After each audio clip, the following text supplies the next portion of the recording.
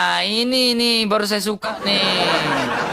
Gas, Pak Ustadz. Ini baru keren nih. Teman Oke, lama nih. selamat pagi, Mas Bro Arga. Ini teman lama saya ini. Aduh, udah lama saya nggak jumpa. Sehat, Bang? Sehat, Bro. Sehat, Pak Ustadz? Sehat, sehat. Gimana? Kita Di sama-sama mana Ustadz lah. sekarang? Anda pakai peci, saya pakai peci kan? Ya, di mana sekarang, Ustadz? Saya di Banten masih, Bro. Rencana mau Oh, ke di Banten. Sorong ini, mau ke Sorong. Mau ke Sorong, mau ngapain? Ada Pemualafan di teman sana. biasa, mau berdakwah di sana ya. Oh, berdakwah di sana. Gimana, Bro?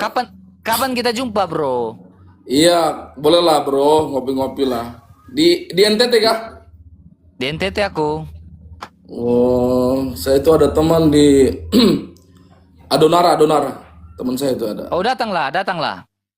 Insya Allah kalau ada waktu kita silaturahmi. Datanglah. Atau kalau saya ke Tangerang, jumpalah kita, Ustadz. Ah, di Tangerang di mana Tangerang? Nantilah saya kabarin lah kalau saya ke Tangerang. Oke bro, siap. Oke, saya udah follow back itu. Kita lagi bahas nih, Pak Ustadz. Hmm, Firman telah menjadi manusia. hmm. Ya, tetapi Jibril menjadi manusia kenapa bisa gitu? Datanya di mana itu bro? Datanya di dalam surah Maryam Surah Maryam ayat keberapa itu? 17. Surah Maryam ayat 17 ya. Oke, saya ini ya. Silakan Pak Ustadz, silakan menjelaskan itu. Sabar. Maryam 17 buka Ibnu Ya. Katsirnya itu. Oke. Dia Maria memasang tabir yang melindunginya dari mereka, lalu kami mengutus roh kami Jibril kepadanya. Kemudian dia menampakkan diri di hadapannya dalam bentuk manusia yang sempurna. Menampakkan diri, bro. Dalam Iya, bentuk manusia yang sempurna. Iya, betul. Nah, pertanyaan saya itu dimensinya Jibril dengan dimensinya Manusia. Miriam itu kan berbeda kan? Ya, betul. Jadi malaikat dalam anutan Islam itu diciptakan dari cahaya. Nah, cahaya ini kan istilahnya dia bisa membentuk dengan serupa manusia pun bisa cahaya itu. Nah, apalagi ini adalah utusan Allah yang mendatangi Maryam. Jibril ini kan utusan Allah. Maka berbentuk apapun ya ketika dia menyerupai sebagai manusia ya bisa saja itu sebagai makhluk kan, bukan sebagai Tuhan. Dia makhluk. Makhluk artinya malaikat bisa menyerupai apapun itu. Nah, seperti halnya Rasulullah ya bertemu dengan malaikat sama juga menyerupai juga seperti tampak begitu. Jadi kalau makhluk itu bisa tampak, bro. Tetapi kalau sang pencipta tampak itu yang tidak masuk akal. Nah, Gitu, gini, bro. rupa manusia ya, rupa manusia, berarti rupa. Rupa, Aku ini kan rupa, betul. Fisik, secara fisik. bang, iya, fisik. Ya, Jibril itu apakah memiliki fisik manusia? Kalau penciptaan yang sempurna, seperti dalam ayat yang lain, wal malaikati wa idh qala rabbuka lil malaikati wa kutubi. Dalam ayat lain di Al-Baqarah itu yang saya pernah baca itu bahwa Allah itu berbicara kepada para malaikat, memang dia bentuknya ya sempurna. Walaupun tidak digambarkan di Al-Baqarah itu seperti manusia yang diceritakan di Maryam ini. Tapi kalau kita berbicara kesempurnaan malaikat sempurna, lalu ada pertanyaan yang Bang RK sampaikan, apakah bisa dia berbentuk seperti manusia seperti ya bisa saja karena dia makhluk bukan ciptaan gitu. Dia Bisa makhluk. kan? Nah, Bisa. sekarang ini cahaya nih. Cahaya betul. Kan tadi Pak Ustadz bilang, Jibril ini kan cahaya. Ya, malaikat diciptakan dari cahaya. Nah, ini cahaya, diciptakan cahaya. Sekarang cahaya ini tidak punya rupa nih, ya kan? Disentuh pun nggak bisa, hanya kita bisa Oke. lihat. Saya tanya Bang RK itu nggak punya rupa tapi punya bentuk nggak? Nggak ada bentuk. Cahaya itu bagian daripada bentuk bukan cahaya itu?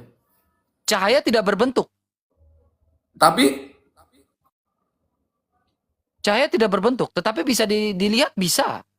iya, Tapi kalau yang bicara bisa rupa manusia berarti berbentuk sesuatu kan? yang bisa dilihat, apakah itu bentuk atau bukan? Sesuatu yang bisa dilihat berarti harusnya punya rupa dan berbentuk. Ya, sesuatu yang bisa dilihat itu berbentuk, bro. Walaupun cahaya. Iya, Berbentuk. sekarang apakah Jibril itu kan cahaya? Apakah Jibril berbentuk? Bisa jadi, bisa jadi. Karena cahaya itu berbentuk. Seseorang ketika ditanyakan itu cahaya itu apa? Berbentuk cahaya. Cahaya itu berbentuk, sinaran, Oke, bersinar. sekarang kalau bicara tentang manusia, berarti kalau bicara manusia ini memiliki darah dan daging. Betul. Tapi Apakah tidak ada Jibril salahnya memiliki darah berbentuk dan itu. daging? Gini, apakah diceritakan dalam surah Al-Maryam itu Jibril memiliki darah dan daging? Tidak ada kan? Cuma menyerupai, membentuk. Tidak ada. Membentuk ya. Ya membentuk, silakan, silakan. Cahaya itu membentuk. Ya, tidak mesti dia punya Oke. darah, punya daging. Sedangkan di situ tidak ada penjelasan secara real bahwa malaikat Jibril itu punya darah dan daging. Cuman dijelaskan membentuk seperti Sekarang manusia. ini kan gelas ini kan. Hmm. Saya masukkan ke dalam berbentuk gak? Ya, ya. Bisa Kalau dipegang tidak, cahayanya ketika dia berbentuk. gini, bagaimana membentuk sedangkan cahaya dihalangi dengan gelas itu? Hmm? Bagaimana cahaya itu akan membentuk kalau dihalangi oleh kalau dihalangi oleh gelas itu? Ya kalau gelasnya transparan ya kita bisa lihat. Iya betul. Tetapi bisa Yang jadi dipegang nggak? pertanyaan, pokok Yang pertanyaan bisa adalah begini, dipegang itu, keluarga. oke. Yang bisa dipegang itu kan gelasnya. Betul. Tetapi cahaya dalam gelas itu bisa dipegang nggak? Tidak. Tidak jelas. Nah, Tidak. sekarang berarti ketika Jibril mengambil rupa manusia, Hmm. ya Jibril mengambil rupa manusia, media yang dipakai untuk masuk ke dimensi itu apa? Ya, gini, menyerupai bukan arti dia sama dengan kondisi itu. Menyerupai. Contohnya begini, Pak RK. Saya menyenter seseorang, ya. Seseorang itu punya bayangan tidak? Punya bayangan Punya. kan? Ya, Punya. saya center Bang RK. Bang RK itu punya bayangan. Bayangan itu membentuk dari badan Bang RK enggak? Bayangan itu membentuk Membentuk. tidak? Nah, begitu pun Membentuk. halnya. Begitu halnya. Nah sekarang Cahaya. ketika Jibril membentuk itu, apakah itu bayangan ketika datang kepada Miriam? Bisa jadi bayangan yang membentuk sempurna seperti manusia. Bayangan aja. Iya, kan cahaya. Tidak Apakah mungkin. apakah bayangan sama seperti kita senter manusia lalu ada bayangan? Ya, kalau diceritakan di surah Al-Maryam, membentuk seperti wujud manusia dalam arti adalah cahaya yang Kalau membentuk berbicara seperti manusia itu. berarti fisik kan? Iya fisik, tetapi kan istilahnya identik kepada cahaya itu tidak bisa serupa dengan manusia yang punya daging dan punya darah, tidak bisa begitu. Berarti medianya harus menjadi rupa manusia sehingga bisa dilihat oleh Miriam. Betul, betul, Ya. betul. Sekarang ketika Firman menjadi manusia Mm-mm. dan diam di antara kita, apakah itu salah? Ya, ketika baik saya jelaskan. Ketika dalam Yohanes 17 ayat 3, Yesus itu diturunkan sebagai utusan menjadi firman, ya, menjadi firman, Betul. menjadi manusia. Betul. Apakah salah? Ya. Kalau secara pandangan tidak salah, tetapi yang salah adalah ketika dia jadi manusia yang punya kelemahan, yang punya kekurangan dituhankan. Ya, apakah pantas ketika dia menjadi Tuhan, tetapi punya kelemahan di sisi lain? Nah, Itu. ini yang kamu ketika tidak membaca Tauratnya Nabi Musa. Ya, coba. Ketika Firman itu menjadi manusia dan diam di antara kita, ya, apakah dia itu tidak dimuliakan? Apakah dia itu tidak dimuliakan ketika dia datang menjadi manusia? Nabi Musa di dalam Taurat yang Musa itu mengatakan nabi, apa? bukan Tuhan. Ya, Musa itu nabi. Ya, bukan Saya Tuhan. percaya. Ya, bukan Tuhan. Tetapi Musa bisa menjadi Allah untuk bangsa Israel. Iya. Betul. Oke. Betul. Itu kata Taurat. Nah, sekarang ketika Nabi Musa ya mengatakan seperti Nabi Musa, Alkitab mengatakan seperti Nabi Musa meninggikan ular di padang gurun, begitu pula anak manusia harus ditinggikan. Ya. Jadi ketika Firman menjadi manusia, apakah dia tidak dimuliakan? Tidak. Nabi Musa sudah menubuatkan seperti ular yang dia tinggikan, begitu pula anak manusia ditinggikan. Ya, baik. Berbicara Masalahnya kemuliaan, di mana? Mas Bro. Tetapi kita kembali pada konteks di dalam Yohanes 17 ayat 3 yang Pak Ustadz Ya, bawakan tadi kan? ya betul. Ya. Ya. Apakah kami sebagai orang Kristen menolak Yesus itu sebagai utusan? Tidak, Tidak. betul. Ya. Apakah kami menolak Muhammad sebagai utusan?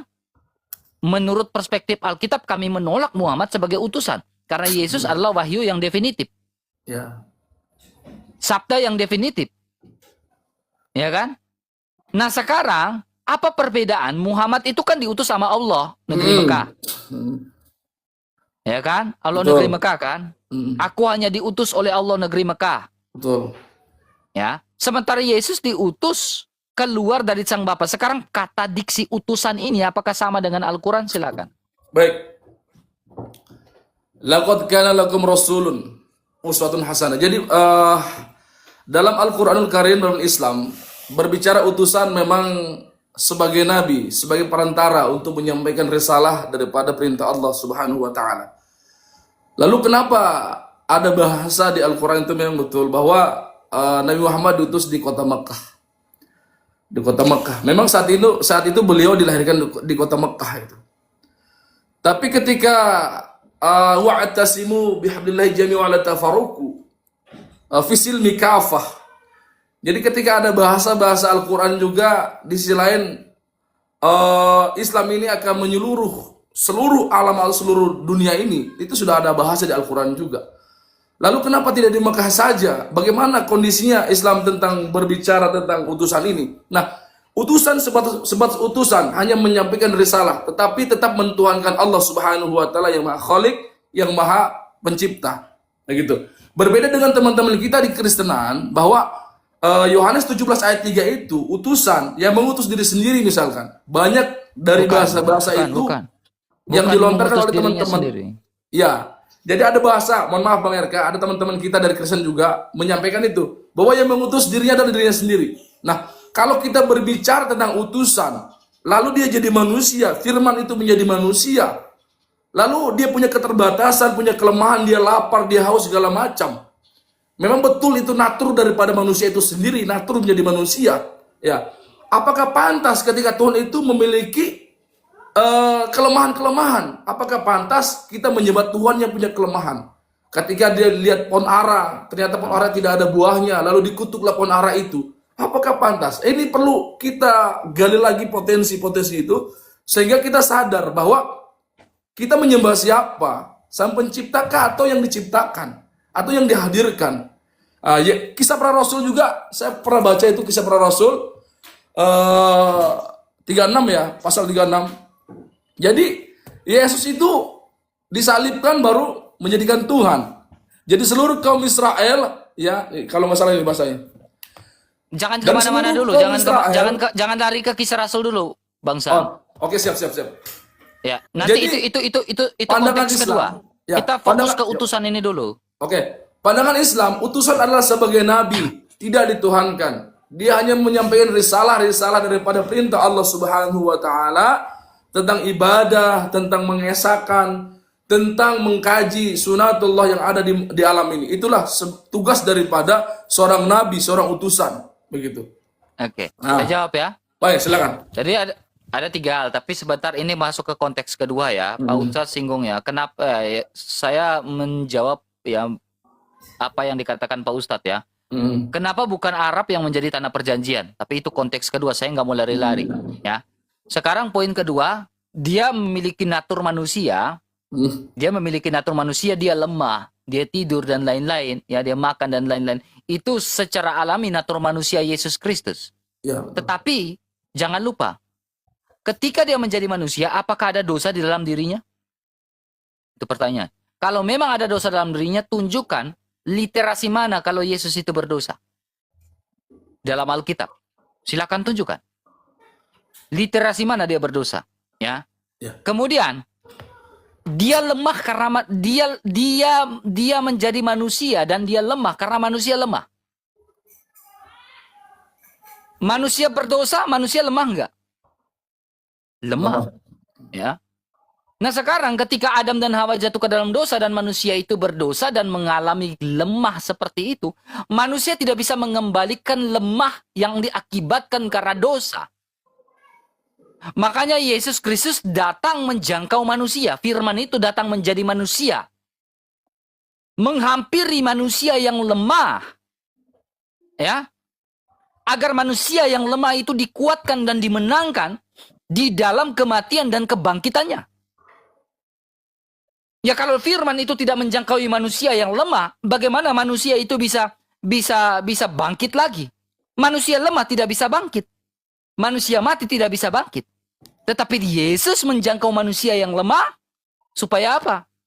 Supaya manusia yang lemah itu dikuatkan dalam kematian dan kebangkitannya. Sehingga citra Allah yang mulia yang dirusak karena dosa itu bisa dikembalikan lewat kebangkitan Kristus. Ya, kemudian kita kembali pada poin ketiga, utusan, Pak Ustadz. Ya, saya harap sampai situ memahami. Silakan bantah kalau tidak ini ya. Ya, siap.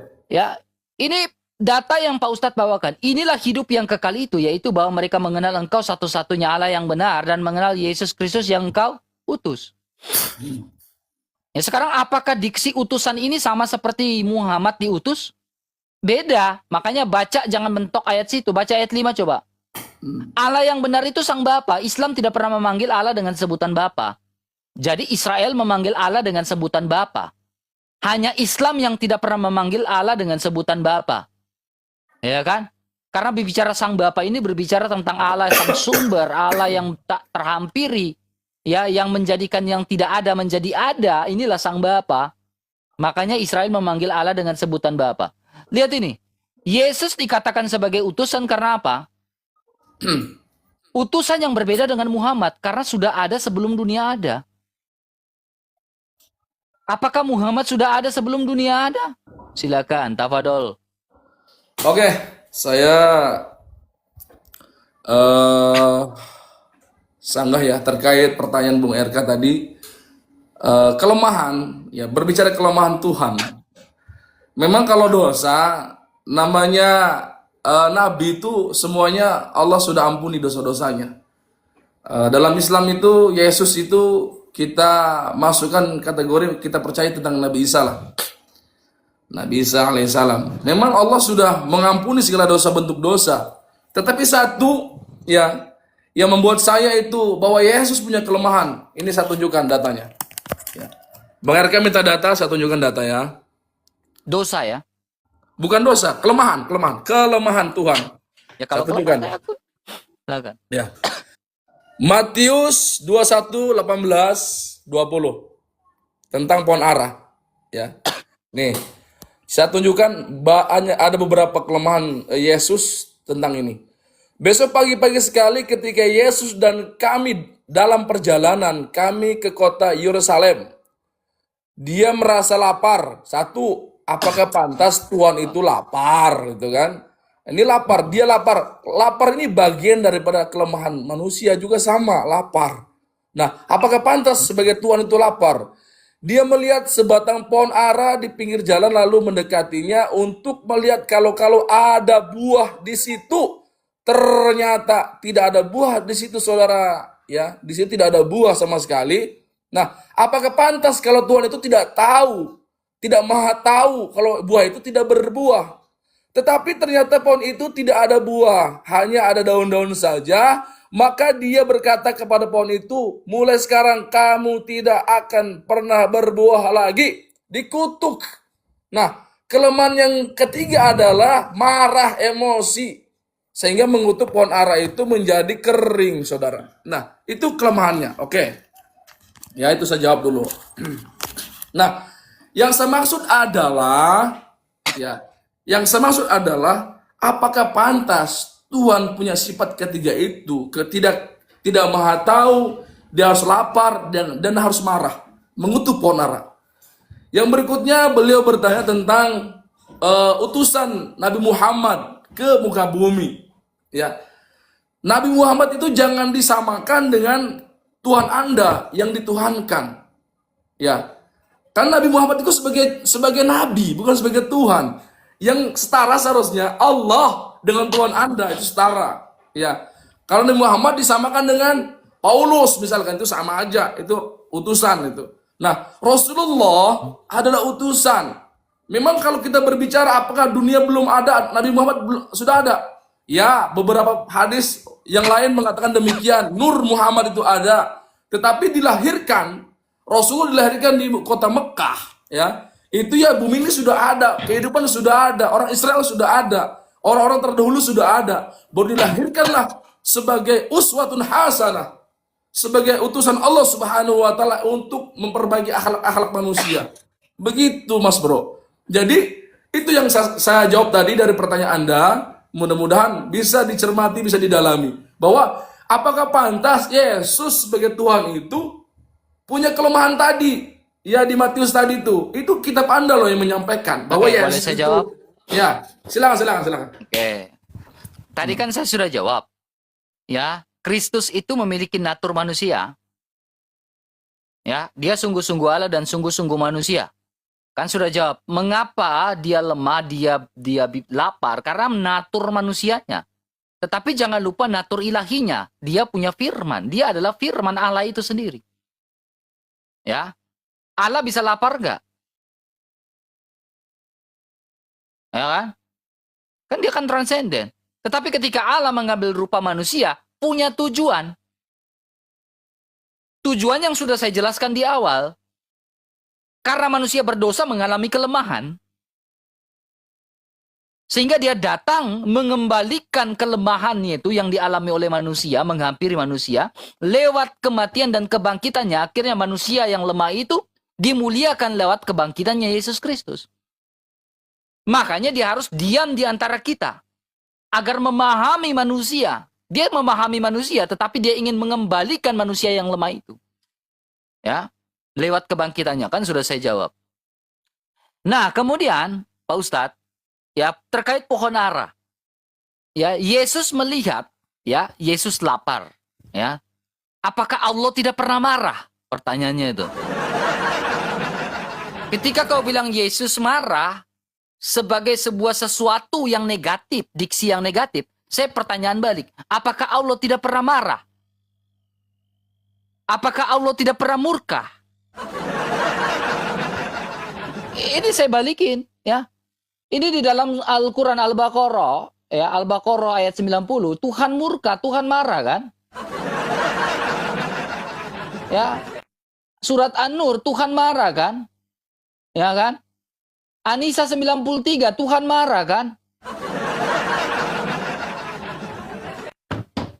Justru ini adalah blunder, keblunderan. Keblunderannya apa? Laisa kamitslihi syai'un. Allah tidak serupa dengan makhluk. Manusia bisa makhluk, bisa marah. Lah Allah juga marah. Apakah laisa kamitslihi syai'un bisa dipakai? Saya nggak bicara soal bentuk ya. Ya, kalau kau bilang Allah tidak berbentuk, Allah itu ini, ya itu urusan kamu. Tetapi soal sifat, manusia marah, Allah juga marah loh. Sama nggak dengan makhluk? Sama. Sama dengan makhluk. Ya. Nah, terkait pohon ara itu, Pak Ustadz. Terkait pohon ara itu. Ya, itu sebuah perumpamaan. Kebetulan Yesus lewat situ dan Yesus melihat pohon ara yang tidak berbuah. Artinya apa? Makanya Yesus kebanyakan dengan sebuah perumpamaan. Artinya seperti Bang Sam ini tidak pernah berbuah-buah, tidak pernah mau bertobat, sudah mendengarkan Injil keselamatan, tapi tidak mau itu artinya si Sam ini adalah pohon ara yang tidak berbuah. Sebaiknya ditebang, dibuang ke api. Nah itu maksudnya Bang Sam. Jadi Alkitab itu yang dibawakan oleh Yesus adalah seperti perumpamaan-perumpamaan itu. Ya. Kalian tidak mau berbuah, kalian tidak mau bertumbuh ya. Begitu pula orang Kristen. Bukan cuma Sam sebagai orang Islam. Orang Kristen pun sama. Ketika dia bertumbuh menjadi orang Kristen, dia bertobat nih keluar dari Islam masuk jadi Kristen. Gak mau belajar iman Kristen, artinya dia gak mau bertumbuh. Gak mau belajar tentang Tritunggal, gak mau belajar tentang Kristologi, gak mau baca Alkitab. Nah kalian itu seperti pohon ara yang tidak berbuah-buah. Sebaiknya ditebang. Makanya Yesus bilang, aku tidak mengenal engkau. Yesus saja sanggup membuang orang yang memanggil Yesus adalah Tuhan, sanggup buang ke api kok. Apalagi yang tidak percaya Yesus Tuhan. Contohnya kayak Bang Sami ini loh. Ya, Sami ini tidak berbuah gitu kan. Nah sekarang gini Pak Ustadz. Konteks yang di situ yang tadi saya bawakan tadi itu, Pak Ustadz ya. Di dalam Yohanes 17 ayat 3, ya, itu mengatakan bahwa apa Pak Ustadz? Yesus adalah utusan yang sudah ada sebelum dunia ada. Sementara Muhammad adalah utusan menjadi nabi pada usia 40 tahun di dalam gua kan. Dapat wahyu di dalam gua. Ketika wahyu berhenti, naik ke atas puncak gunung ingin terjun. Nah ini ya. Jadi Muhammad adalah utusan pada usia 40 tahun di dalam gua Hiro. Sementara Yesus dikatakan utusan yang sudah ada sebelum dunia ada. Dasarnya di mana? Yohanes 8 ayat 42. Dia keluar dan datang dari sang Bapa, sang sumber itu. Coba bantai ini dulu Yohanes 8, silakan. Oke. Bung RK, Masya Allah. Jadi, baik. Yang saya maksud kelemahan itu bukan berarti, kelemahan dari segi keilahiannya. Kalau keilahian memang semua orang tahulah tentang keilahian. Tapi gini loh, sisi lain, kalau kita berbicara Tuhan itu berbentuk sebagai manusia dan punya kelemahan, itu wajar kalau orang bisa menggambar Yesus. Ya, saya contohkan ini. Ini saya bingung, Yesus yang mana ini, Bung RK? Bagus. Ini Yesus yang mana ini? Kok semua berbentuk ditulis seperti ini? Ada yang nggak ada matanya, ya yang kayak gini Yesus. Nah, ini membingungkan orang-orang Kristen juga. Banyak sekali Yesus, ternyata kok banyak sekali bentuknya Yesus itu. Nah ini yang dimaksud melemahkan diri sendiri. Ini kitab sendiri, kitab Anda ini. Ya, Yohanes tuh. Ini kitab Anda sendiri yang melemahkan diri Anda sendiri gitu. Nah, pertanyaannya, kalau banyak orang yang menggambar Yesus dengan sedemikian bentuknya, yang mana Yesus yang benar itu? Itu pertama. Yang berikutnya adalah tentang Ar-Rahman Ar-Rahim. Ya, Allah Maha Pengasih, Maha Penyayang. Apakah Allah tidak pernah marah? Ya Allah marah karena kemaksiatan. Ya, Allah marah. Nah, kenapa? Tentang kemaksiatan, kemurkaan Allah tentang kemaksiatan tidak dijaga. Allah sudah memberikan semua khalaqas samawati wal ardi wa ikhtilafil laili wan nahar. Allah sudah memberikan semua langit dan bumi serta isinya untuk dijaga kelestariannya. Untuk dijaga. Maka oleh karena itu maka kalau kita tidak jaga alam ini, contohnya Sumatera, ya kan, bagaimana dikeruk hasil pohon-pohonannya sehingga apa? Terjadi bencana. Kenapa? Tidak rahman terhadap alam gitu. Tidak rahim terhadap alam gitu. Nah, yang dibahas di sini adalah ketika Yesus itu menjadi sang firman, menjadi natur manusia yang berbentuk seperti manusia, yang sama dagingnya seperti manusia. Berarti dia diciptakan, bukan sang pencipta. Secara logika kan begitu. Diciptakan, dihadirkan. Begitu. Nah, ketika dia dihadirkan, diciptakan, hal wajar kalau orang banyak yang gambar seperti ini, Bung RK. Sehingga orang bingung, mana Tuhan yang gambar itu. Itu. Yang berikutnya adalah, yang saya maksud kelemahan di sini bukan kelemahan dosa, bukan. Tapi kelemahan natur sebagai manusia. Nah, di mana satu ayat yang dijabarkan di dalam kitab Anda bahwa Yesus mengakui saya adalah Tuhan dan sembahlah aku. Satu, tolong carikan. Saya adalah Tuhan yang diciptakan oleh diri saya sendiri atau oleh Tuhan saya, bahwa saya Tuhan sembahlah aku. Itu satu. Nah, di mana pertama kali penyembahan terjadi terhadap Yesus? Apakah di antara anak muridnya yang ada itu menyembah Yesus, menjadikan Yesus sebagai Tuhan, ataukah ada sang Paulus ini, atau Paulus ini datang baru memberikan satu ideologi bahwa mentuhankan Yesus? Selama ini bagaimana anak murid Yesus itu menyembah ke Yesus atau kepada Tuhan Sang Maha Pencipta? Ya ini perlu dibahas juga. Sehingga teman-teman orang-orang Kristen tidak hanya mengikuti doktrin-doktrin saja, tetapi bagaimana mereka harus menyerap, ya, memastikan bahwa Tuhan yang luar biasa adalah Tuhan yang menciptakan langit dan bumi serta isinya, dan Dia tidak punya kekurangan sedikit apapun, tidak punya kelemahan sedikit apapun, termasuk natur sebagai manusia. Secara langsung Dia telah menyatakan punya indeks kelemahan. Demikian, Bung RK. Oke, terima kasih. Pertanyaan pertama yang tadi di akhir ya, apakah rasul-rasul tidak mengatakan Yesus adalah Tuhan? Nah, makanya baca Alkitab dengan baik. Yohanes 20 ayat 28, Thomas menjawab, ini percakapannya dengan Yesus.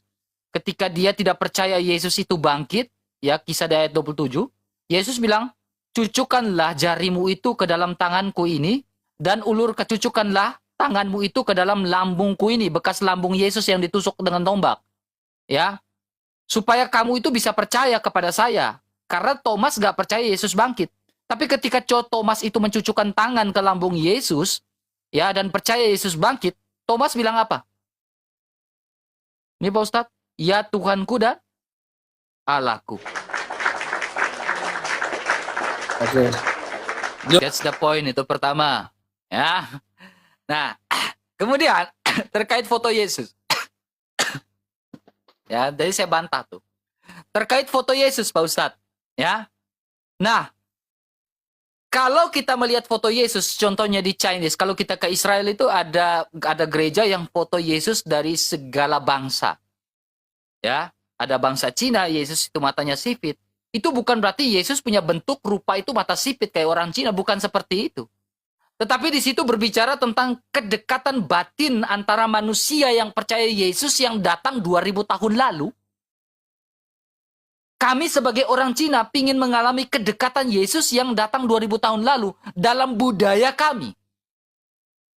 Contohnya Megawati, dia membawakan gambar Bunda Maria kepada Paus pada saat itu dengan langgam Jawa. Artinya kedekatan dia dengan Sang Maria, Sang Theotokos itu dalam budaya Jawa yang sedetak itu. Ya. Kemudian ada Yesus yang menggambar Afrika. Orang Afrika kami pingin tahu Yesus yang seperti apa yang datang 2000 tahun lalu.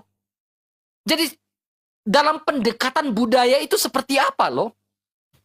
Ya. Kemudian poin berikutnya itu pendekatan budaya saya jawab. Kedua saya jawab lewat pendekatan teologis. Pendekatan teologisnya seperti apa? Allah itu esensi tidak terlihat. Rupanya pun tidak. Makanya Allah yang esensi tidak terlihat, rupanya pun tidak. Bagaimana kita bisa menggambar Allah yang esensi yang tidak terlihat? Tetapi ketika firman Allah menyatakan diri menjadi manusia, ya, esensi Allah menjadi terlihat dalam rupa manusia Yesus. Sehingga ada nggak dalil dalam Alkitab? Ada. Galatia pasal 3 ayat 1 ini tentang foto. Ketika mereka masih memperdebatkan itu, Paulus bilang apa? Hai Galatia orang bodoh. Siapakah yang telah mempesona kamu? Bukankah Kristus, Yesus Kristus yang disalibkan itu telah apa? Telah dilukiskan. Karena esensi Allah yang terlihat sehingga Yesus bisa dilukiskan. Dalam rupa manusia karena dia datang. Pertanyaan saya, apakah hanya Allah itu kan tidak terlihat sehingga tidak bisa dilukiskan kan Bang Sam, Pak Ustadz? Benar nggak? Jadi hanya Allah. Iya, betul. Kalau manusia bisa dilukiskan toh? Bisa. Pertanyaannya, apakah Muhammad adalah Allah? Kamu terjebak dengan jawaban kamu. Apakah Muhammad? Sabar, jangan potong. Jangan bernafsu, Ustadz. Ustadz sudah terjebak dengan jawabannya. Ya, Ustadz sudah terjebak dengan jawabannya. Saya tanya, apakah Allah tidak terlihat? Ya, tidak terlihat. Sehingga tidak bisa dilukiskan? Yes. Apakah hanya manusia yang bisa dilukiskan? Yes. Muhammad kan tidak ada lukisannya. Ya kan? Apakah Muhammad adalah Allah sehingga tidak bisa dilukiskan? Dan sampai detik ini Muhammad tidak bisa dilukiskan, tidak ada lukisannya. Ya, tidak ada lukisan. Saya bisa sabar, jangan potong dulu, jangan panas dulu lah Ustaz. Nafsu kali, Bah. Ya. Jangan terlalu nafsu, Ustaz. Slow. Ya. Ya. Ya, makanya saya bilang gini ya. Aku bingung. Muhammad gak ada lukisan, padahal dia manusia yang sempurna. Aku bertanya-tanya, apakah benar Muhammad ini adalah Allah? Sehingga tidak ada lukisannya sampai detik ini. Ya, entah alasan argumentasi Anda selesai habis itu ya, urusan Anda ya. Tapi poin selanjutnya. Pak Ustadz sudah mengiyakan tadi jawaban saya.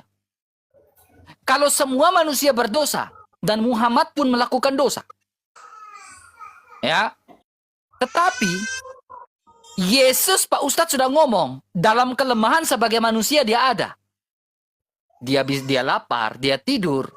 Ya kan? Ya. Dan, kalau Yesus berdosa, berarti Yesus tidak berdosa. Pak Ustadz sudah ngomong. Betul. Ya. Setiap nabi Karena Yesus tidak pernah mengaku dosa, sama seperti Muhammad mengaku dosa ketika dia aortanya itu hampir terputus, sempat terputus kepada saat itu di sakratul mautnya. Ya kan? Yesus tidak pernah mengaku dosa. Ya Tuhan, kasihanilah saya orang berdosa, ampuni saya. Ya tolong terimalah saya di sisimu. Gak ada. Tetapi Yesus Kristus bukan meminta ampun atas dosanya, melainkan memberi ampun atas dosa manusia. Kalau kau lihat di dalam Alkitab, Yesus memberi ampun kepada dosa manusia, berbeda dengan Muhammad yang meminta ampun. Berarti bukti bahwa dia adalah apa? Sang Ilahi. Tafadol. Oke. Berkali-kali memang saya sudah sampaikan, jangan setarakan antara Nabi Muhammad dengan Yesus, karena itu jauh berbeda. Artinya Yesus itu Anda sembah sebagai Tuhan, sedangkan Nabi Muhammad adalah sebagai utusan yang tidak sejajar itu. Kalau mau disamakan dengan Paulus. Baik, saya jawab tentang anak murid yang tidak menyembah Yesus. Kalau berbicara masalah Tuhan, ya kan, Allah. Saya satu menggelitik ketika membaca Lukas. Ini bisa dilihatkan ya datanya. Saya menggelitik sekali dengan Lukas 4 ayat 8 ya, pasal 8 ya. Tetapi Yesus pernah berkata, Yesus berkata, ini yang berkata adalah Yesus. Ada tertulis, engkau harus menyembah Tuhan Allahmu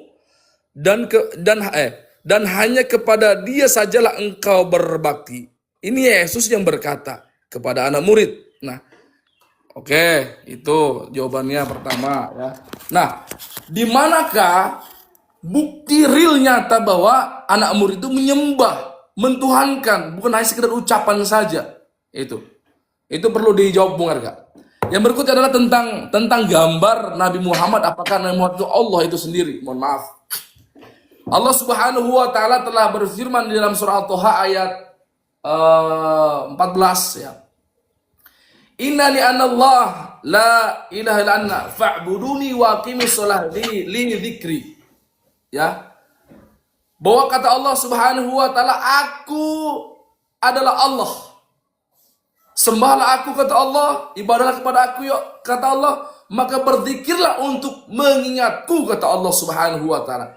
Allah telah memproklamirkan bahwa dirinya adalah sang Khalik, sang pencipta yang punya nama adalah Allah. Innani anallah la ilaha illa ana fa'budu wa aqimus shalah li dzikri. Lalu bagaimana dengan gambar atau foto Nabi Muhammad sallallahu alaihi wasallam? Kenapa tidak bisa digambarkan? Begini. Itulah cara untuk memuliakan nabi kami, utusan kami, Rasulullah sallallahu alaihi wasallam. Kalau seandainya gini, Bu RK, maaf, agak gatal tenggorokan nih. Sama-sama. Jadi ketika kalau kita mau gambarkan Nabi Muhammad ini sebagai manusia, khawatir seperti ini, Bu RK. Ya, Tuhannya bisa digambarkan ya begini, banyak gambarnya, kayak begini, kayak begini, kayak begini. Nah, ini khawatir, Bu RK. Jangan sampai ketika ada gambar Rasulullah, apalagi saat ini sudah banyak editing dari AI itu bisa digambar, itu khawatir. Maka ini salah satu pelecehan terhadap Islam. Maka bagaimana menjaga marwah daripada Rasulullah SAW tidak meremehkan dengan gambar-gambar yang tidak ada artinya gitu. Nah, khawatir apa? Diduplikat-duplikat sehingga orang-orang itu menggambar dengan tidak bertanggung jawab. Itu Bung RK. Berikutnya adalah tentang kelemahan Tuhan. Ya, kelemahan Tuhan. Mohon maaf, memang saya akui Bung RK, saya tidak menyela. Aduh, ini ada pelanggaran ya, Bung RK, ada pelanggaran ini. Eh, eh, coba turun dulu Bang Sam, baru Turun ya, ada naik pelanggaran. lagi. Nah, turun baru naik lagi. Oke, naik lagi Bang Sam. Di tap-tap layar teman-teman, di tap-tap layar, oke. Oke, lanjut Bang Sam. Oke, sabar kameranya. Aduh, lagi asik-asik kok ada pelanggaran ini. Ada nge-rap, ada yang ini kayak ngelaporin, Bung. Gak Padahal ada. Sabar teman-teman, ada kali 5 kak teman-teman, kali 5 teman-teman, kali 5, kali 5 teman-teman, kali 5. Biar kuat teman-teman, kali 5 don't main-main itu WL-nya teman-teman ya. Gas. teman-teman, saya dengan Bung RK, teman-teman ini sahabat, teman-teman. Saya dan Bung RK ini Jangan sudah di-report, sahabat. Saya dengan Jangan beliau ini di-report, sudah teman-teman, ya. sahabat. Kita diskusi seperti biasa. Kita nggak pernah otot-ototan. Kita selalu mengedepankan etika, berdialog, Adab. adab, sehingga apa yang kita sampaikan mampu diserap oleh penonton di sini. Ya. Oke. Jangan di-report teman-teman ya, nggak baik. Kita fair. Kita orang Kristen tidak boleh seperti itu. Lanjut. Ya, betul, betul, betul. Ya, saya tahu orang Kristen itu semuanya baik-baik, semuanya selalu menjaga etika. Saya lama di Papua, teman-teman ya. Saya lama di Papua, saya juga sering diskusi sama teman-teman kekristenan di sana. Alhamdulillah, semuanya baik. Ya, artinya tidak ada saling menghujat, tidak saling menjelekkan. Wajar kalau dia bertanya wajar, bertanya itu bagaimana sih? Ini itu wajar. Tapi kita selaku orang yang beragama wajib menyampaikan pertanyaan-pertanyaan yang mereka tanyakan. Baik, kawan-kawan, kita berbicara terkait kelemahan Tuhan. Mohon maaf, memang saya dari awal saya sudah mengiyakan bahwa setiap nabi itu uswatun hasanah. Apa ya? Sudah Allah ampunilah. Dia sudah teladan yang baik, sudah diampuni segala dosa-dosanya. Artinya sudah maksum. Walaupun toh memang betul ada hadis-hadis yang lain mengatakan bahwa Rasulullah telah menyatakan punya kesalahan, itu hal wajar. Tetapi yang saya maksud adalah kelemahan Tuhan itu apakah ketika dia menjadi manusia, saat itu alam dan sekitarnya dan semua makhluknya masih mempercayai dia sebagai Tuhan. Sedangkan dia menjadi manusia, yang natur menjadi manusia, yang tentu wajar banyak kelemahan. Gitu kan, wajar banyak kekurangan. Betul kata Mu RK tadi, banyak kekurangan, banyak kelemahan.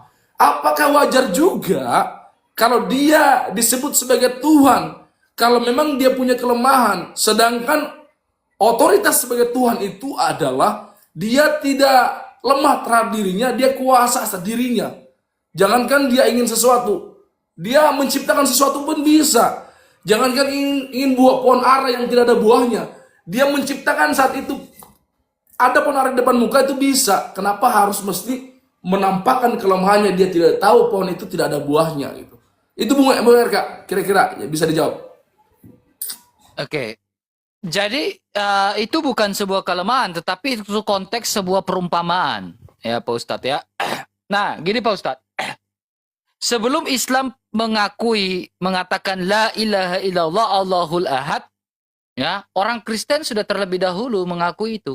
Bahkan Maria pun ibunya mengatakan jiwaku memuliakan Tuhan, hatiku bersorak-sorai karena juru selamatku. Ketika Maria menerima kabar gembira dari malaikat Gabriel, dia ada nyanyi pujian. Dia percaya bahwa Yesus adalah juru selamat yang dijanjikan dari zaman Taurat. Ya, dan dia percaya bahwa dia adalah wanita yang terpilih. Ya, makanya dia bilang, aku ini hamba Tuhan, terjadilah padaku menurut perkataanmu. Ya, itu perkataan Maria. Dan dia menyembah juru selamat yang ada dalam kandungan. Juru selamat itu Allah, enggak Allah. Yesaya 43 ayat 11. Ya, akulah Tuhan, tidak ada juru selamat lain selain daripadaku. Maria mengakui dia seorang monoteisme yang taat. Maria ini, ya. Nah, sekarang ketika Maria mengandung dari Roh Kudus, ini yang tadi saya jelaskan di awal ketika bertemu dengan beberapa orang. Jadi Tritunggal itu bukan bicara jumlah Allah, tetapi bagaimana Allah menyatakan diri kepada manusia dalam hipostasis atau substansi-substansinya itu, atau pribadi-pribadi itu. Ini ketika Maria menerima kabar gembira dari malaikat Gabriel, ada 3 hipostasis. Jawab malaikat itu. 1, Roh Kudus akan turun atasmu dan kuasa apa? Allah yang Maha Tinggi. 2, akan menaungi engkau sebab anak yang kau lahirkan itu disebut anak Allah yang kudus. 3. Ya kan? Kemudian, ini 3 hipostasis ini, bagaimana Allah, kita bisa lihat di dalam kitab Taurat, Kejadian 1 ayat 1. Allah, 1 hipostasis. Ya, Roh Allah, 2 hipostasis. Firman Allah, 3 hipostasis. Ya, nah inilah yang dikatakan sebagai Sema Yisrael dalam Ulangan nama tepat, Adonai Eloheinu Adonai Ehad. Ya, kejamakan Allah itu dalam 3 hipostasis, tetapi adalah Allah yang Esa. Ya. Nah sekarang, apakah anak Allah itu di dalam kitabnya orang Yahudi, anak Allah itu bukanlah Allah? Nih, Yesaya pasal 9 ayat 5, apakah anak Allah bukan Allah? Nih, perhatikan. Ini kitab Yahudi ya, 9 ayat 5 ya. Kitab para nabi ya. Sebab seorang anak telah lahir. Nah, anak yang lahir ini, lihat ini, disebut sebagai apa? Allah yang perkasa. Anak yang lahir ini disebut sebagai Allah yang perkasa. Ya kan? Jelas di sini. Kitab Yahudi pun mengatakan seorang anak yang lahir disebut sebagai Allah yang perkasa. Makanya, dimaksudkan sebagai seorang anak yang datang itu adalah dalam Mazmur Daud, pasal 2 ayat 7. Allah telah memperanakan anaknya secara rohani. Artinya dia yang datang keluar dari sang Bapa. Secara rohania itu. Ya, itu eksistensi. Itu Tritunggal. Kemudian poin kedua. Di dalam Alkitab, ya, kalau di dalam Al-Quran kan bilang Allah mengatakan, akulah Allah, seperti kata Bang Sam tadi, Pak Ustadz tadi, akulah Allah sembahlah aku, kan ada kan? Nah, beda dengan di dalam Alkitab, Pak Ustadz. Di dalam Alkitab itu yang ingin disembah itu hanya iblis. Nih, Matius pasal 4 ayat 9, dan berkata kepadanya, iblis berkata nih, ini iblis, semuanya akan kuberikan kepadamu jika engkau sujud menyembah aku. Jadi di dalam Alkitab, ya, Allah itu tidak gila hormat. Allah wajib dan pantas kita hormati, ya, bagi siapa yang mau menyembah dia, ya, tetapi dia tidak gila hormat. Yang gila hormat di dalam Alkitab itu adalah iblis. Sehingga iblis mengatakan di dalam Alkitab bahwa dia ingin disembah. Ya. Karena iblis gila hormat. Ini perspektif Alkitab ya. Coba sedikit renungkan dengan Al-Quran.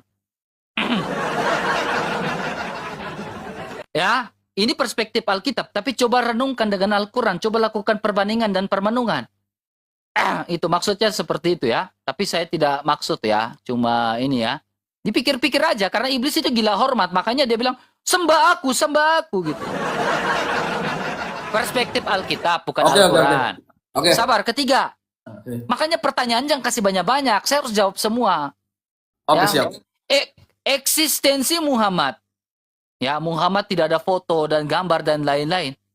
Justru di sini kita pertanyakan eksistensi Muhammad ini tokoh historis atau unhistoris. Tokoh fiktif atau tokoh bukan fiktif. Ketika Muhammad tidak ada foto, apakah Muhammad adalah tokoh fiktif? Jika Muhammad adalah tokoh fiktif, bukan tokoh fiktif, saya ingin tahu eksistensi Muhammad. Eksistensi Muhammad itu apa? Lewat para raja-raja, ya, yang terkemuka di abad ke-6 dan abad ke-7, yang memiliki hubungan birokrasi dengan Muhammad sebagai seorang saudagar. Silakan.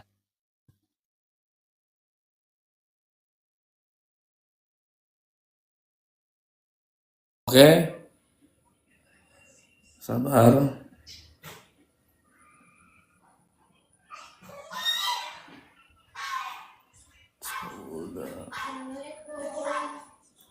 Salam di Umi.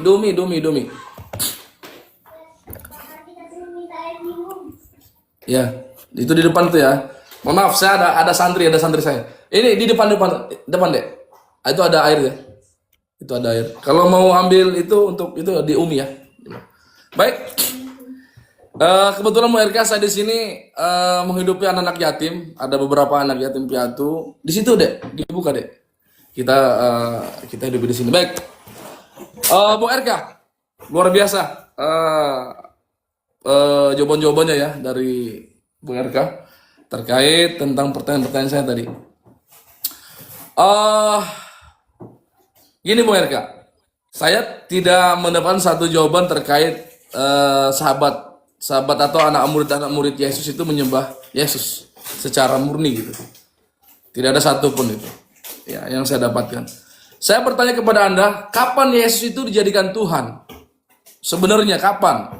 Dia dijadikan Tuhan itu kapan? Apakah bumi ini belum ada, Yesus itu sudah menjadi Tuhan? Ataukah bagaimana? Apakah harus bagaimana dulu sebagai menjadi Tuhan itu? Itu pertanyaan pertama. Kapan Yesus dijadikan Tuhan? Kalau dia memang maha pencipta langit, bumi, dan seisinya. Itu pertama. Yang kedua adalah pertanyaan dari Bung RK. Jangan sampai Nabi Muhammad adalah tokoh fiktif ya. Kita lihat sejarah-sejarah Nabi yang ada di kota Mekah misalkan, ya, di kota Mekah, kota Madinah.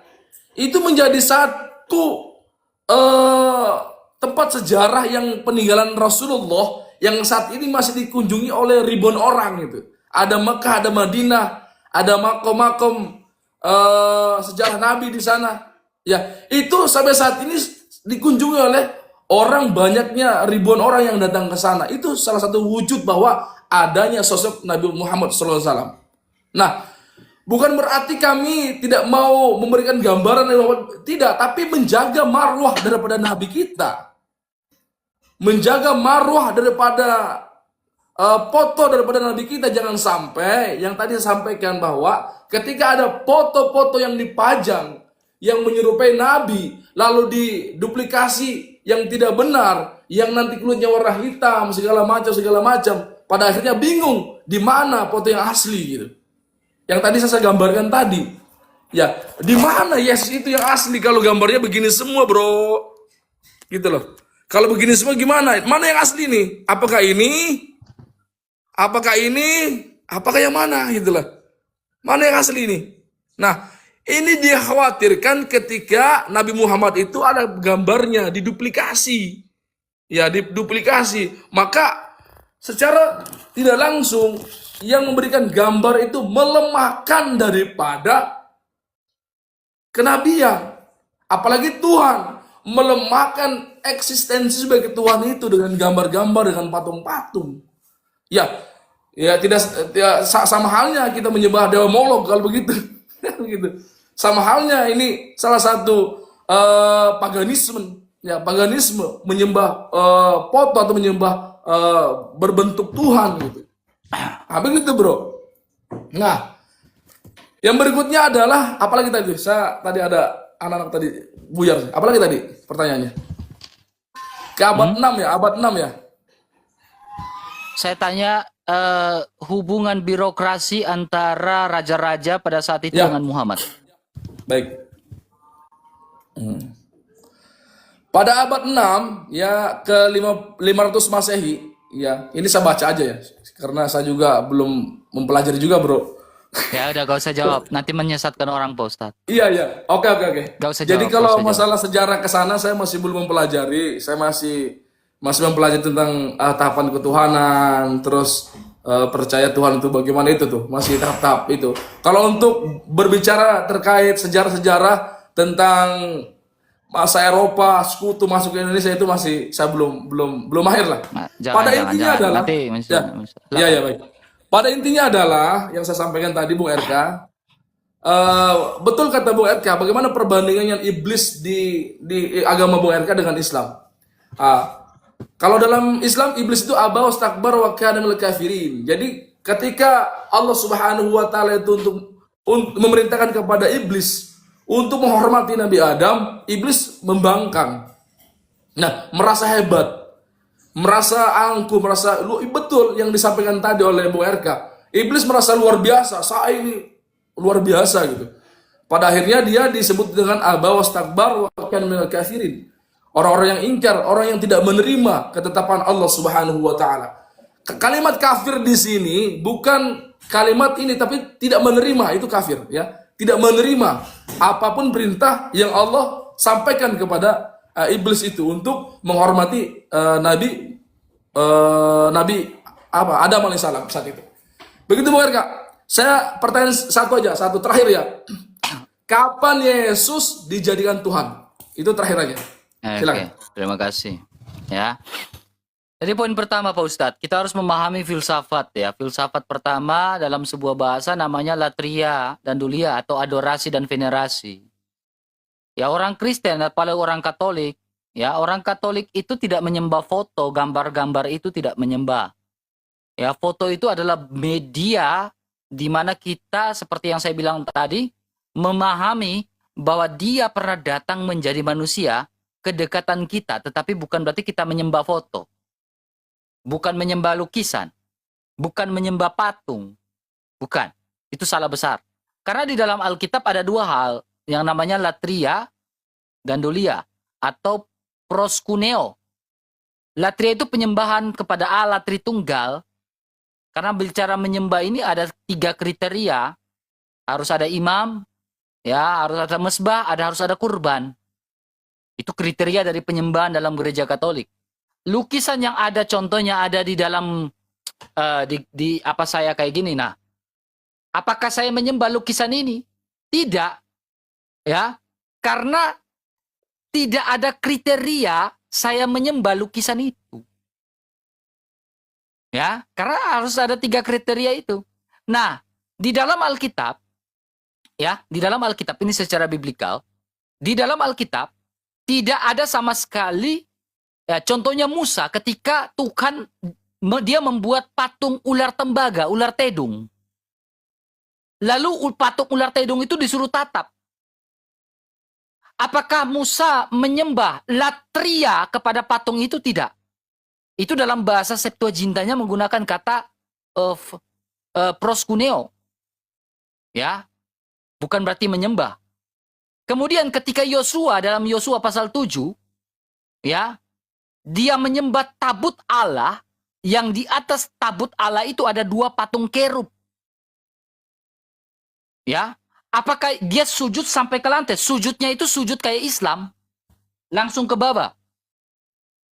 Apakah Yosua dalam Taurat menyembah berhala terhadap patung kerub dan tabut perjanjian itu? Tidak. Itu dalam bahasa Yunani, Septuaginta, ketika Yosua sujud sampai ke bawah namanya proskuneo. Pros itu ke bawah gini. Itu menghormati, tapi bukan berarti menyembah. Ya, begitu pula orang Kristen di era sekarang. Pendekatan budaya saya pakai. Kami merasa dekat nih dengan langgam Jawa, budaya Jawa, sehingga Yesus itu seperti Jawa, punya budaya Jawa, pakai belangkon dan lain-lain. Karena Yesus masuk dalam budaya Jawa. Yesus masuk dalam budaya Papua, sehingga dia masuk dengan budaya Papua dan lain-lain, seperti itu. Karena dia masuk Injil itu masuk di sini. Injil itu masuk di Jawa, sehingga kami merasa kedekatan dengan Yesus itu. Ya, tapi bukan berarti itu. Tetapi saya ingin menunjukkan beberapa gambar ya. Ya. Ini gambar tertua di abad ketiga. Yesus gembala yang baik. Ya, ini masih hidup bapak-bapak gereja nih kalau di abad ketiga. Ya. Masih hidup bapak-bapak gereja, itu gambar tertua, tetapi foto yang tadi itu di abad ke-6. Ya. Ya, jadi kita ada apostoliknya. Nah, sudah saya jawab. Kemudian, kapan Yesus itu menjadi Tuhan? Ini bentuk waktu yang ditanyakan. Ya kan? Yesus berkata, sebelum Abraham menjadi ada, aku telah ada. Ya. Di dalam bahasa Yunani menggunakan kata genestai. Ya, dan itu dalam bahasa Inggris namanya bentuk was, to be. Artinya bentuk lampau. Artinya sebelum Abraham menjadi eksis, aku telah ada. Lantas siapa? Kenapa dia bisa mengatakan dia sudah ada sebelum Abraham itu eksis. Siapa dia? Ini bentuk waktu lagi. Ya, Yesus berkata apa? Di dalam Yohanes 17 ayat 3, ayat 5 yang tadi Pak Ustadz bawakan.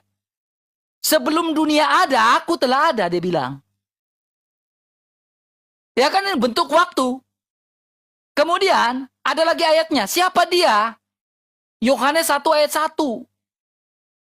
NRK, en hologos. En itu titik di mana manusia tidak bisa menjangkau itu. Bahkan malaikat tidak bisa menjangkau itu. Titik di firman. Firman itu sudah ada. Minus kekekalan. Dia sudah ada. Karena firman itu bukan ciptaan. Firman itu pencipta yang bersama-sama dengan Bapa. 3 hipostasis yang saya jelaskan di awal.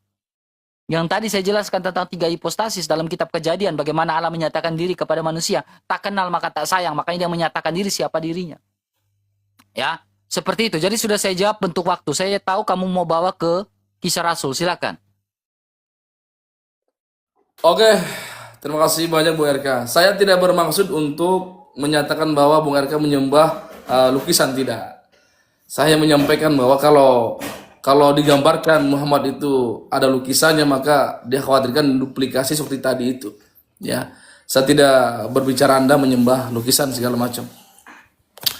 Bu RK, yang saya hormati, jadi kalau kita melukiskan sesuatu, sebenarnya orang berani menggambar kita itu karena kita itu mudah dilihat, mudah dipandang. Bahkan ada nilai kesetaraan antara makhluk sama makhluk yang lain gitu. Ketika Tuhan Anda itu dilukis dengan sekian rupanya, setiap tahun ke tahun itu berbeda-beda, misalkan fotonya. Nah, ini sangat membingungkan mereka yang anak-anak baru yang melihat gambar foto Yesus itu. Oh, ini kok tahun ini beda, ini tahun ini beda. Mana sejatinya Yesus itu, fotonya, foto yang betul itu yang mana gitu. Sehingga tidak membingungkan regenerasi berikutnya untuk foto-foto tersebut. Tidak berarti Bung RK menyembah foto itu, tidak, tapi betapa penghinaannya kalau bagi saya betapa penghinaannya Tuhan kok dilukis. Secara langsung dia telah merendahkan eksistensi sebagai Tuhan itu. Itu pertama. Yang berikutnya adalah Bung RK bilang dari dulu Yesus itu sebagai Tuhan. Saya juga sama, bukan ke Kisah Para Rasul, tapi saya bawa ke sini. Ya. Saya bawa ke sini. Roma 14 ayat 9, Bro. Ya. Sebab itu untuk Kristus telah mati. Sebab untuk itulah Kristus telah mati dan hidup kembali supaya ia menjadi Tuhan. Baik atas orang-orang mati maupun atas orang-orang hidup. Termasuk yang tadi yang saya sampaikan tadi ya, mana nih? Kisah Para Rasul. Ya, ini juga sama. Jadi seluruh kaum Israel harus tahu dengan pasti bahwa Allah telah membuat Yesus, telah membuat Yesus yang kamu salib itu menjadi Tuhan Kristus. Menjadi. Berarti ketika sebelum disalib secara nalar sederhana, bahwa Tuhan itu belum menjadi Tuhan. Walaupun toh tadi prolog dari Bung RK bahwa sebelum ada alam ini sudah menjadi Tuhan Yesus itu. Tapi bagaimana dengan kalimat-kalimat ini? Ini menjatuhkan Bung RK. Kalau ini tidak layak dihapus aja gitu loh. Begitu Bung RK. Jadi Bung RK yang saya hormati, sahabatku. Subhanallah ya. Ini perlu kita kaji juga. Ya, perlu kita kaji. Dari gambar saja sudah merendahkan. Dari kalimat-kalimat Injil ini sendiri pun sama merendahkan. Bahwa Yesus harus disalib dulu baru dijadikan Tuhan. Disalib dulu. Berarti ketika dulu ada alam ini, siapa menciptakan langit dan bumi ini? Ya, ketika kita berbicara tentang Yesus, ya, maka ada sosok Tuhan lain sebagai sebelum Yesus. Percaya tidak? Yesus itu punya Tuhan, percaya tidak? Enggak. Yesus punya Tuhan. Tuhan. Percaya tidak? Saya enggak percaya. Berarti ada orang Trinitas ya? Trinitas. Saya Tritunggal. Oh, Tritunggal. Oke. Siapa bilang Yesus punya Tuhan? Nah, makanya saya bertanya kepada Anda. Apakah Anda percaya? Saya percaya. yang disampaikan oleh Edis TV bahwa Yesus itu punya Tuhan. Tidak percaya? Sudah saya selesaikan dengan Edis? Oke, siap. Baik. Oleh karena itu begini, Saya Bung percaya. Erga. Oke. Tolong sanggah kalimat-kalimat ini dari Roma tadi sama Kisah Para Rasul itu, bagaimana tanggapan Anda? Bahwa Yesus menjadi Tuhan. Oke, saya Yesus jawab. itu menjadi Tuhan setelah disalib. Silakan, Bung Erga. Nah, oke, mantap nih. Makanya Alkitab itu Pak Ustadz, itu kontekstual. Jadi memahami Alkitab itu kontekstual Pak Ustadz. Ya. Jadi Alkitab itu bukan turun celana, turun ayat. Bukan. Alkitab kami bukan seperti itu. Dia turun celana, lalu turun ayat. Bukan. Ya. Makanya baca di konteks di ayat 29-nya Pak Ustadz. Ini perhatikan. Kisah Rasul 20 ayat 29. Saudara-saudaraku, ini bicara khotbah Petrus. Ya kan? Khotbah Petrus ini saat ini. Petrus lagi menyampaikan kepada bangsa Israel dan orang-orang Israel pada saat itu. Aku boleh berkata-kata dengan terus terang kepadamu. Tentang apa nih? Tentang Daud. Bahwa Daud akan Daud pun dalam kitab Mazmur, kitab Zabur menubuatkan tentang dia. Ya, dalam Mazmur 110 ayat 1. Ya. Bapa bangsa kita, ia telah apa? Daud berkata apa? Ia telah dan kuburnya masih ada pada saat ini, pada sampai hari ini. Tetapi ia adalah seorang nabi, ia tahu bahwa Allah telah berjanji dengan mengangkat sumpah bahwa ia akan menundukkan seorang keturunan Daud. Jadi Kristus itu dari keturunan Daud. Ya, yang harus menderita Mesias itu. Sendiri di atas tahtanya. Ya, karena itu telah melihat kepada depannya, telah berbicara tentang kita, tentang kebangkitan apa nih? Mesias, terus. Kebangkitan Mesias.